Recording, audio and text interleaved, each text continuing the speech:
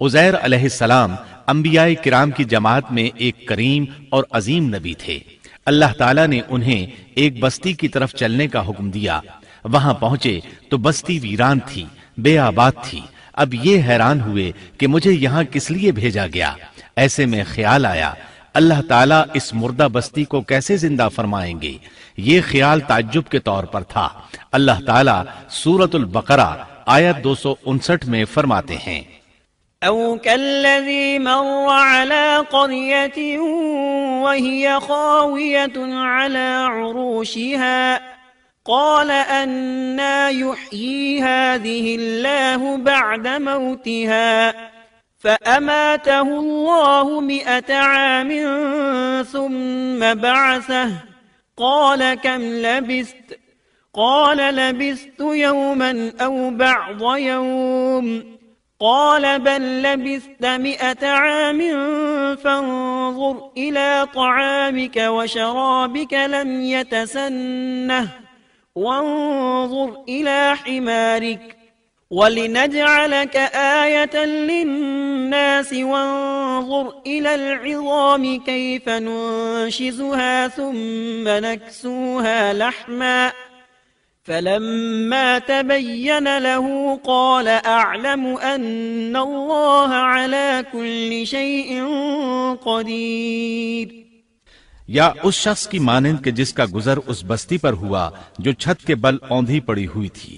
وہ کہنے لگا کہ اس کی موت کے بعد اللہ تعالیٰ اسے کیسے زندہ کرے گا، تو اللہ تعالیٰ نے اسے بھی موت دے دی 100 سال کے لیے۔ پھر اسے اٹھایا، پوچھا تجھ پر کتنی مدت گزری؟ کہنے لگا 1 دن یا دن کا کچھ حصہ۔ اللہ تعالیٰ نے فرمایا تو 100 سال تک ٹھہرا رہا۔ پھر اب تو اپنے کھانے پینے کو دیکھ کہ یہ بالکل خراب نہیں ہوا، اور اپنے گدھے کو بھی دیکھ، ہم تجھے لوگوں کے لیے ایک نشانی بنا رہے ہیں۔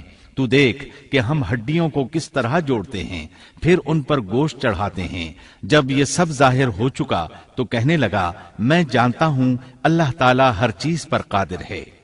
اللہ تعالیٰ نے نیند کی حالت میں عزیر علیہ السلام کی روح قبض کی تھی، اس لیے انہوں نے جواب دیتے وقت سمجھا کہ شاید وہ سو رہے ہیں۔ انہیں یہ احساس بھی نہ ہوا کہ میں تو اتنا عرصہ مردہ رہا ہوں۔ جب وہ سوئے تھے تو صبح کا وقت تھا۔ جب دوبارہ زندگی ملی تو عصر کے وقت آنکھ کھلی۔ اسی لیے اللہ تعالیٰ کے سوال کے جواب میں انہوں نے کہا میں 1 دن یا دن کا کچھ حصہ سویا رہا ہوں گا۔ اللہ تعالیٰ نے فرمایا اپنے کھانے اور گدھے کو دیکھو، کھانا بہت جلد خراب ہو جاتا ہے، لیکن 100 سال گزرنے پر بھی کھانا بالکل تازہ تھا، جبکہ آپ کے گدھے کی ہڈیاں بکھری پڑی تھیں۔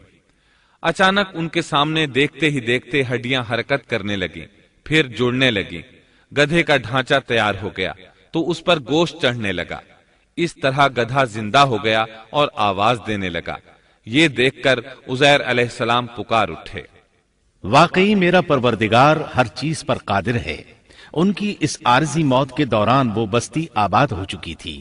عزیر علیہ السلام نے ان سے پوچھا کیا تم لوگ عزیر کو جانتے ہو؟ انہوں نے کہا جی ہاں، انہیں فوت ہوئے 100 سال سے زائد عرصہ بیت چکا ہے۔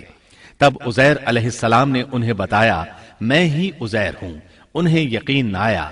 وہ ایک بڑھیا کو لے آئے، اس کی عمر 120 سال تھی۔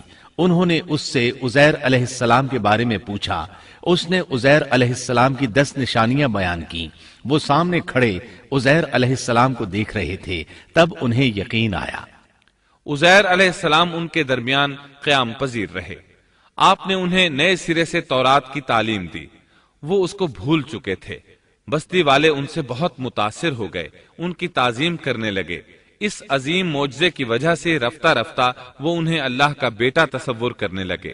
اللہ تعالیٰ سورہ توبہ آیت 30 میں فرماتے ہیں وقالت اليهود عزير ابن الله، اور یہودیوں نے کہا عزیر اللہ کے بیٹے ہیں۔ یہ اللہ نے ان کا ایک جرم بیان کیا ہے۔ یہ جرم ان میں نسل در نسل چلتا رہا، یہاں تک کہ اس دور میں بھی یہودی عزیر علیہ السلام کو اللہ کا بیٹا مانتے ہیں۔ آپ کا نام دیوان مقدس بھی رکھتے ہیں اور کہتے ہیں یہ مقدس ذات کی نسل سے ہے اور معبود ہے۔ یہی ان کا شرک ہے۔ اللہ ان پر لعنت کرے۔ اللہ انہیں اس جرم کی سزا ضرور دے گا۔ इंसान कितने ही बुलंद बाला मकाम पर पहुंच जाए और अल्लाह ताला के साथ उसे ज्यादा से ज्यादा कुर्ब हासिल हो जाए, तब भी वो अल्लाह का बंदा ही रहता है और किसी भी बुलंदी पर पहुंचकर वो अल्लाह या अल्लाह का बेटा नहीं हो सकता, अल्लाह का शरीक नहीं हो सकता। अल्लाह जल्ल शानुहू की जात पाक वहदहू ला शरीक है और बाप बेटे की निस्बतों से पाक है।